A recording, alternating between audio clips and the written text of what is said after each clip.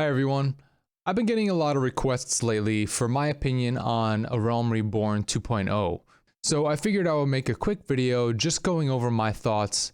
I'm gonna break down this video into two different parts. It's gonna be unscripted, and I'm just gonna play some like game footage over on top of it.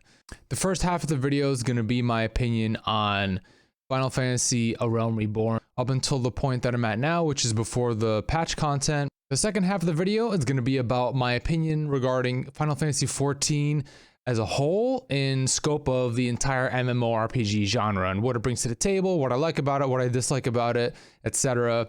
All right, anyway, thanks for being here. Let's get into the video. All right, Final Fantasy XIV's A Realm Reborn, the base game. Where do I start? So first of all, I'll start off with the story. I think it's really quaint and really cute. I felt like it was really slow in the beginning. You know, it was kind of just like a big intro to your character in the beginning areas, and once you unlock majority of the map in the story, things start to pick up a little bit more. There were some parts like in the story that I felt like were a little slow, like when you go to that winter area and you're climbing the towers all the time and you're just going back and forth between delivering things to people. You know, I feel like it was a good introduction for me, being a Final Fantasy fan, into the 14 characters. Character development was really great. Once again, slow, but I think that was a good thing because it really made these characters very impactful. One of my favorite moments was when I first found Sid in like this like beaten down like morgue. Like he was just like a guy with a hood on, and then he becomes like our savior and our guide through the rest of the story, which I thought was really cool. I really loved the Scions of the Seventh Dawn. I love that whole story. You know, like in the beginning it was kind of a mystery, like, and depending on where you started out, you were connected to a different Scion or set of Scions. Like if you start in Gridania, you hang out with Yida and Papalimo, but you don't know who they are at first, and everything's kind of a mystery. And I love that about the beginning of this game, because you're kind of just like this hero who, like, you're just this hero who came out of space and kind of like materialized in this world, and you have to figure everything out yourself. And I think that really adds to the whole overall like MMORPG experience. You know, they did a great job of fitting you in this world and making you feel like a part of something new and fresh. And that's something that I can really appreciate coming from other MMORPGs. The way that the story ended, I'm talking about the base game of A Realm Reborn right now. I like how they included the Empire, but it was a little shallow. Like I feel like within 2 dungeons, all the top level, you know, between one trial where I fought the guy with the gunblade arms and Lita, I think her name was, Lyra, the chick with the white armor, she played a big part in this, and Gaius. Those were really the 2 only memorable characters, and Nero simply because it reminds me of the Matrix, like they took the name from the Matrix, like Neo. You know, but it was like one fight and there he was dead, you know what I'm saying? Like, and it was one fight and the girl with the white armor was dead, you know. And with Gaius, it was a few fights, you know. He gave us the run around a little bit. He spawned like a Magitech armor samurai that we had to kill, that we had to defeat. At the end though, like with Prey and with the dungeon Prey, I feel like, you know, it really like tied together everything with La Habrea and the Ascians. I loved at the end of the story how you have this vision of a dark crystal, right? And it's like, oh, okay, so Hydaelyn isn't the only crystal god out there, and so, you know how you're the warrior of light, maybe there are warriors of dark. But I hope they go more into detail of the, you know, backstory of the Ascians, Ascians, I hope I'm saying that right, and like their origins and stuff like that, because you get a little cutscene at the end of Realm Reborn base game where they show like a bunch of cult members of Ascians, right? So if they have, you know, half of the power that La Habrea did, then I'm gonna have to beef up my character, you know? I'm gonna have to beef up our team. The Scions need to really like get stronger, etc. That's my opinion on the story. I feel like overall I would give it like a 7 out of 10, maybe 6.5, 7 out of 10 on a scale of 1 to 10 rating in terms of story.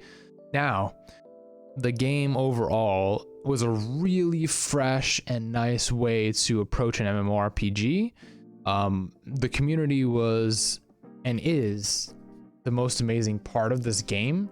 I feel like, you know, it piggybacks on the fact that Final Fantasy has a really great franchise and a really great, you know, set of games already. So it has a fan base, has a huge fan base all over the world. And that really, you know, helps them with when they launch these online games. I never played Final Fantasy XI, but Final Fantasy XIV really made me feel, you know, I'm gonna circle back to what I said earlier, really made me feel like a part of this new world. Like I could have been somebody who's never played an MMORPG before and started playing this game, and you know, it would have made me feel at home and relaxed and chill and very interested to keep moving forward, right?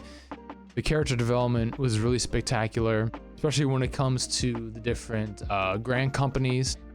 I like that aspect of it. Instead of having factions, you know, they have grand companies. I really like that aspect. I like that you get your mount at level 20 really early in the game, and the fact that you can customize your chocobo to help fight with you, defend, all these things. Like you can walk with it like sits next to you, you can hop on it, you can customize it, whatever it may be. That's a really cool thing to give to new players. I like that a lot. Overall, I feel like the new player experience for Final Fantasy XIV is very intro, very green. Like, you know, like I can understand this coming from World of Warcraft and Guild Wars 2, where they're a little bit more difficult.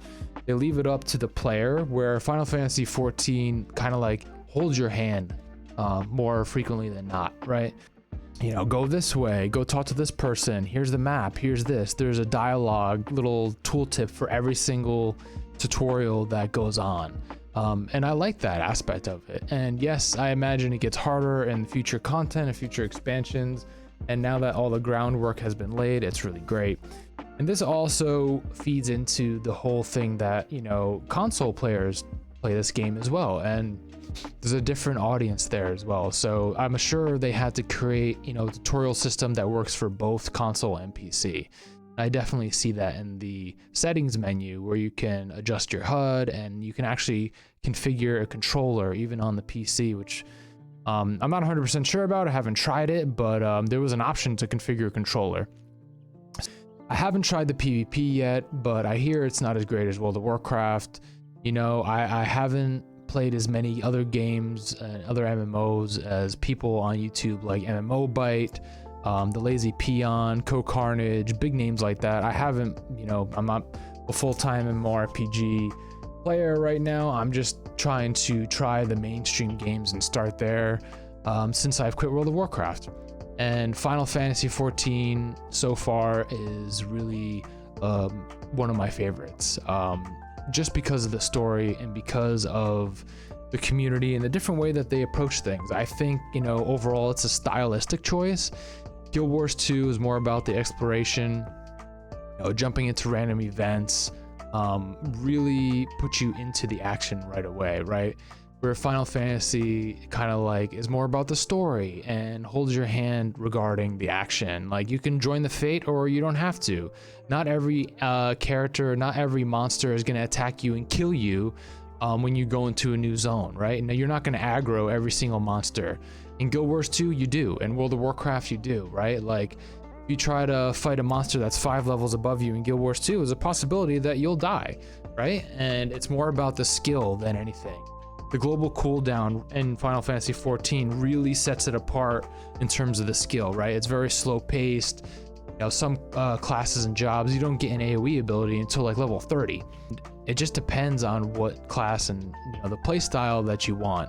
They really try to stick to the Holy Trinity, but they put in there something new, which is that one of your characters could have every single job. Or, you know, you can level up every single job on one character. You don't have to create 10 different characters and maybe not have a chance to create, you know, that specific class. Like in Guild Wars, you have to buy more character slots expansions in order to try out different professions. Anyway, I really appreciate you listening to my rant on Final Fantasy and my opinion. Once again, this was unscripted, so sorry for stumbling on any of my words, but if you like this format, you know, let me know in the comments section down below. I'm going to try to edit out any of the mumbling, etc. But I will see you in the next video, Paisans.